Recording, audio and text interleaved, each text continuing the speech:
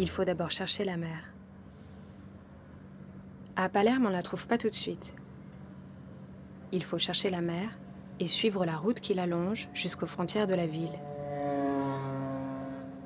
C'est là, juste avant le petit port de la Bandita, que vivent les sœurs Macaluse. Elles ont un peu changé depuis notre première rencontre au théâtre en 2013.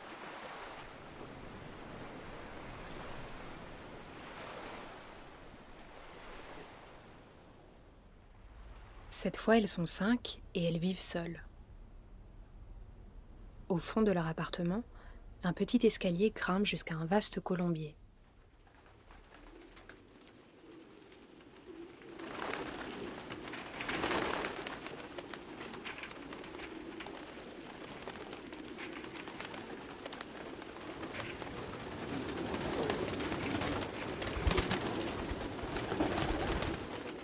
Le premier enjeu est d'apprendre à vivre avec ses habitants volatiles, bruyants, têtus et odorants.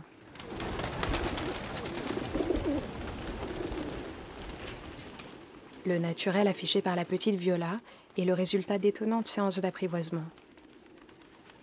Il y a chez elle une part de défi ludique qui contraste avec les précautions hygiénistes des adultes.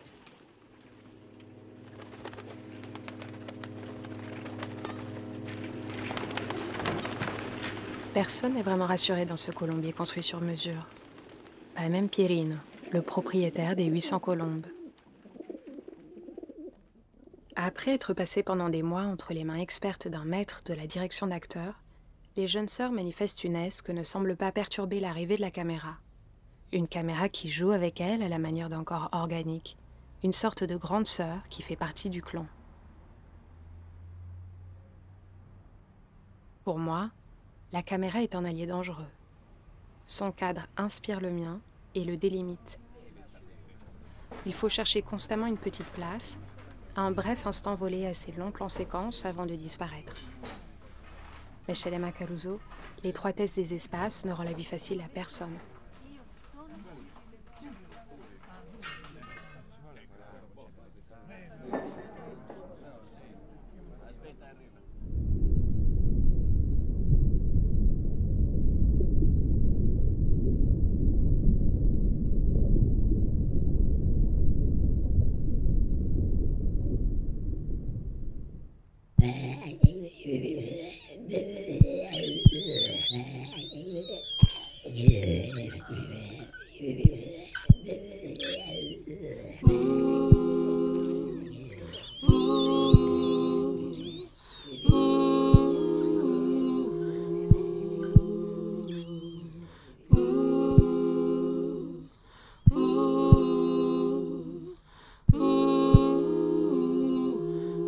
Il n'y a pas de mère ici, pas de père comme dans le spectacle.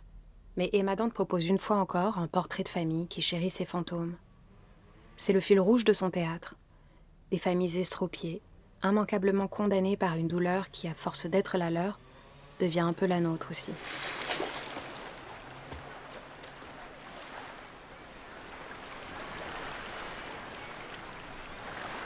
Il régnait une drôle d'atmosphère lorsque nous avons tourné la mort de la plus jeune sœur. Un air de fête, de légèreté.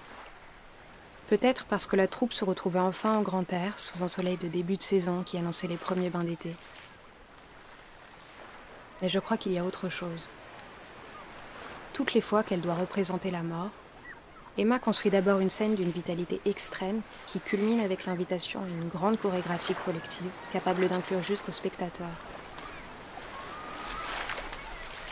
Ce n'est sans doute pas un hasard si les scènes de la mer ont été imaginées sur la plage de Charleston.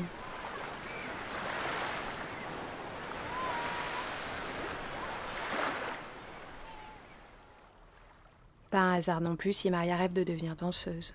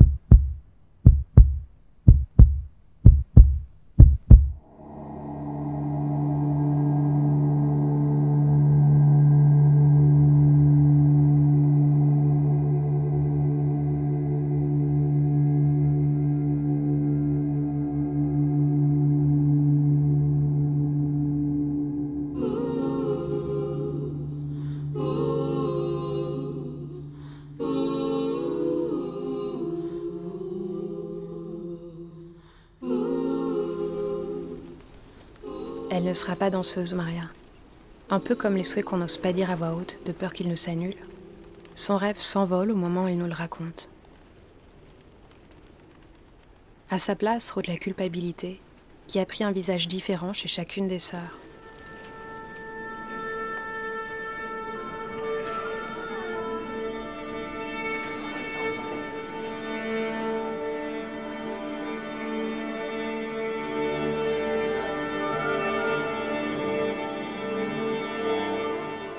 Les scènes les plus difficiles à photographier sont celles du dîner. D'abord parce que les actrices arrivent très préparées, et avant le clap, il y a rarement un temps de répétition.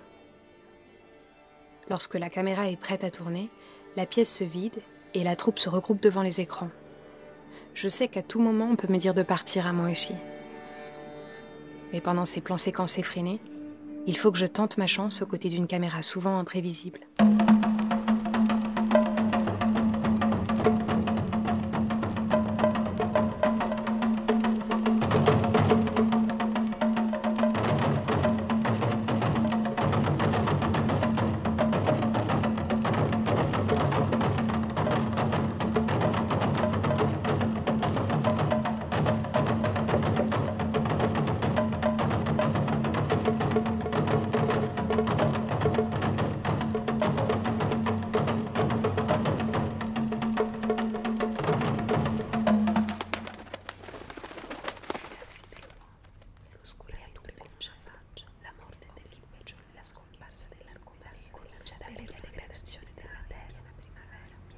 La dernière partie du film prend chaque jour ses distances avec le scénario original et se resserre autour du personnage de Lia.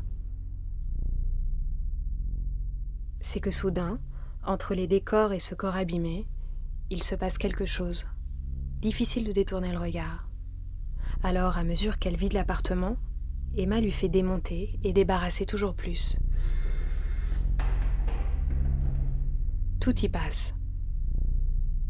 Lorsqu'il ne reste plus rien, les dernières répliques du film ont elles aussi été limées au maximum.